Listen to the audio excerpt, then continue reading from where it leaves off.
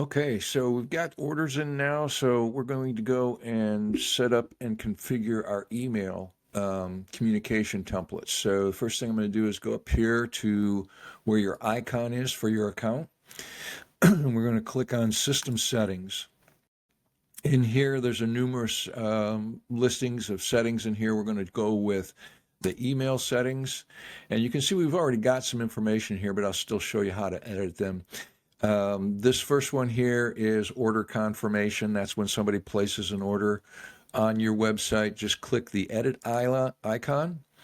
And in here, you'll see pretty much standard word processing type tools for creating links, formatting the text, things of that nature.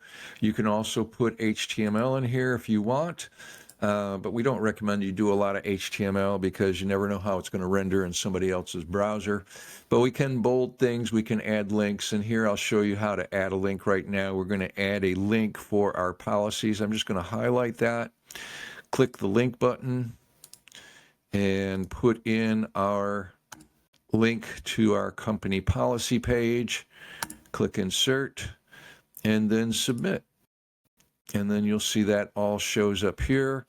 Once you do that, it's all saved. Pretty simple process. Same thing here for when you're mailing out invoices. You can do this as well.